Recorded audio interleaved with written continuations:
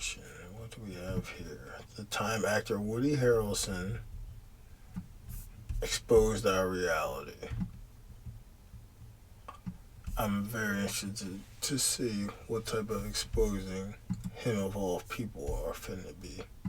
Into the habit of buying junk fast foods that have no actual food in them. We buy gallons of poisonous household cleaners when one degradable soft soap will do. We are poisoning our homes and wasting our hard-earned money for no good reason. Why? Because the advertising industry tells us to. They just... Exactly.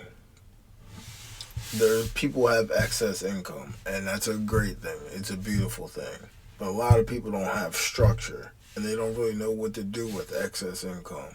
And that's where the advertisers come in, and then they come in and convince you to come up off your excess income, which in and of itself isn't that of a problem, because it's not like they're going to convince you to buy, you know, beach gear if you live in Montana.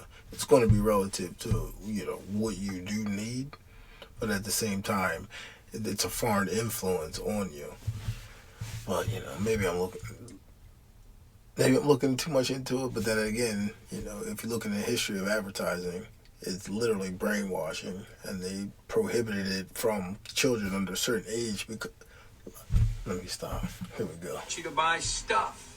For example, if a company pollutes the environment or uses bad business practices, if you don't buy their stuff, they will change. If you don't want food with chemicals or GMOs in it, then don't buy it. The minute we start taking responsibility and spending our money wisely, every politician, every corporation, and leader around the world is going to know that we have woken up.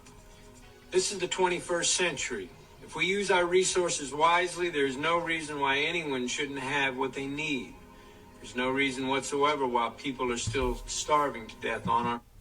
There's no reason in history, because the earth is bountiful and plentiful. There's enough, but the reason people end up not having what they need is because said people become reliant on people outside of their, at times, family, but immediate community, aka government leadership. Because he's saying 21st century, like as if there's a point in time where there's never been suffrage. There's always been suffrage, but it's controlled to... I digress. And the common man or woman, whether they are Israeli or Palestinian, Protestant or Catholic or Iraqi or American, the common man just wants to live in peace and justice in a clean environment. When we look around the world and we see that that is not the case, we know that the will of the majority is not being listened to. That's the first sign that our system is broken. Government won't make these changes for us. Yet again, it is down to the common man. No company will continue a practice or a product that you, the consumer, will not buy.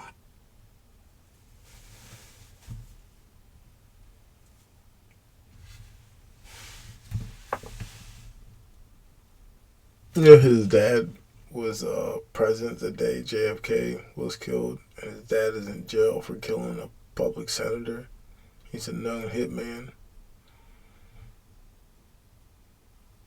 That's why I thought it was interesting when the title had me like, oh, what's he going to expose?